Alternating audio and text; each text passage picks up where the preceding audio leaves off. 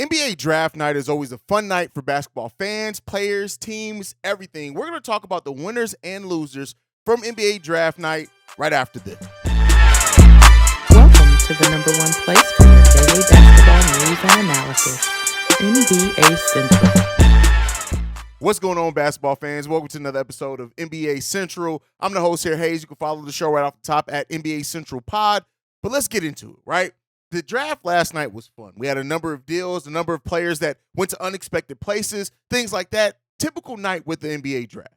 But I want to talk about some of the winners and losers from draft night. And we're going to start off with the biggest winner, the San Antonio Spurs, right? It's clear they were the biggest winner of draft night just because they got the generational talent. Yes, they tanked to do so. And while I still am of the mind that tanking does not generally work, the San Antonio Spurs have now done it. People look at it 2 times when you look at them also getting Tim Duncan, which I don't always categorize that as a tank because David Robinson went down. If he didn't go down, they wouldn't have been even, anywhere close to getting that pick. But that's aside, right? They sent out DeJounte Murray. They got a number of picks back for it. And then on top of that, they get the generational talent in this draft. Now, does it remain to be seen how he's going to shake out, things like that? Absolutely, right? There are tons of questions around any player that's drafted, and that's not just Victor Wembanyama, but that's any player that's drafted. But at the end of the day, the San Antonio Spurs walked away with the generational prospect in this draft. That's it. They won, right? That's it. There's no other questions, no other anything. They won this draft, period. And that just is what it is. It's not any type of conversation to be made with that, anything. Another loser, a loser in this could be Dame Lillard. Now, that depends on how you look at it, right? Dame could end up winning in this because maybe this actually forces him to move on and request that trade away from Portland and go to a team that's actually going to compete in his window. But ultimately, Dame didn't get what he wanted out of this. And as vocal as he's been, which has been kind of the most vocal he's ever been as far as not wanting, to play with any more teenagers, however you worded it, the Portland Trail Blazers looked at it much like the Nets did last season when Kevin Durant asked for a trade. Now, he was eventually traded, right? And it was like, no, right? Or was it Kyrie? I can't remember. It was one of them. But with that said, they did what they should have done. Scoot Henderson fell to them, and they drafted the player that you can be the future of your franchise, especially when you look at Shaedon Sharpe, Anthony Simons, right? They have tons of talent down there, and they went out and they got that talent. They didn't trade him away just because Dame wouldn't be cool with it or anything. Now, let's see. Maybe Dame comes around. Maybe he sees these guys in training camp, things like that. Maybe it all ends up working out. But as of right now, the Trailblazers won.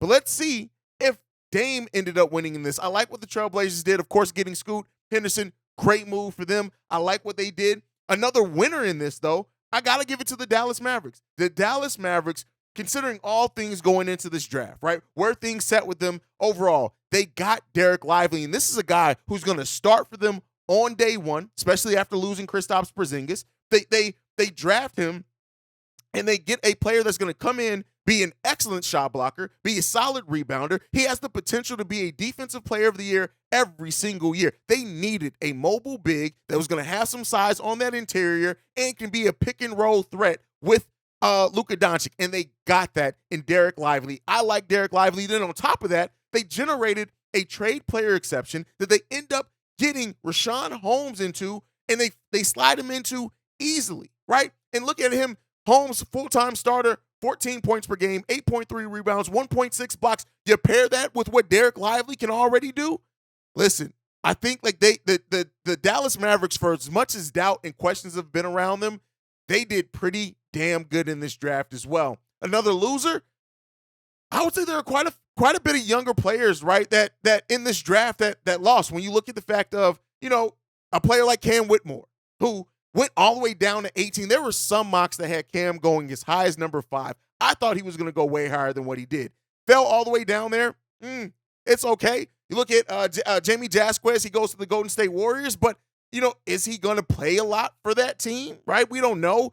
They could be building an elite bench unit, especially when you look at the acquisition of Chris Paul. But there are some younger players in this draft that just did not win this. And it's cool, right? It is what it is. That does not mean they don't have talent. That doesn't mean anything like that. But it does mean that, hey, maybe they're not going to be able to have the impact that they could right away. Or you could have the flip side of that. Because they go to a team that they could potentially have a clearly defined role for, Hey, maybe it is. Look at Jalen Hood-Schifino, right? And the Lakers getting him at number 17. I think that is a win for the Lakers. I like Jalen Hood-Schifino. If you guys watch my draft coverage, he was a guy that I was super high on top of everything else. The Golden State Warriors getting Brandon Podziemski, another guy that I feel pretty confident. I think he can actually fit in that Warriors system. The Miami Heat getting Jazzquez Jr., who could fit in theirs. But ultimately, we'll see. They didn't go high ceiling in a lot of those picks, but they went out and got players that could perform pretty well for them. And so,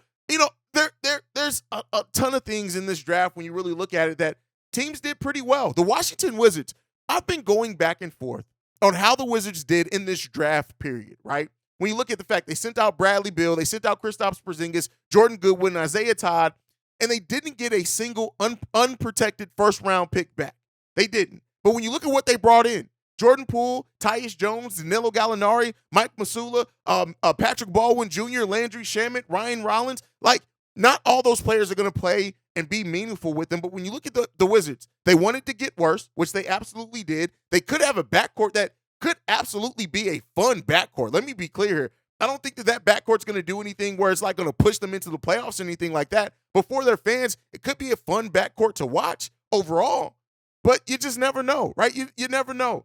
And so I think ultimately what they did in this period, this draft period, not necessarily in the draft, but in the period, I like what they did a lot. But I know the Spurs are going to handily win this, but I look at what the Dallas Mavericks did, and they are absolutely a winner in this case, in this scenario to me. Like I said, the Portland Trail Blazers are a winner as well, where Dame may be a loser, but again, I like that overall. And this was a fun draft period, and I think ultimately who wins is basketball fans. The NBA offseason is always a fun one, and this one got kicked off in an extremely fun way, and we're going to continue to see how it shakes out. Like you said, we're daily content here, so make sure you guys hit the subscribe button. I don't do a good job at asking for that, but let's be clear here. I want you guys to hit the subscribe button so you can get this daily content when it comes to the NBA, and we're going to be bringing this to you guys every single day. Every single day. But overall, like I said, fun draft period. I think overall, let me know what you guys think on all that down below. Make sure you're following the show at NBA Central Pod. You can send us any feedback, questions, comments, concerns, NBA Central Show at gmail.com. And then lastly, you want to leave a text message and our voicemail, 773-270-2799. We're the #1 spot for everything basketball related. And I'll see you guys the next time I feel like making a video. Probably tomorrow. Peace, y'all. This has been a presentation of the Break Media.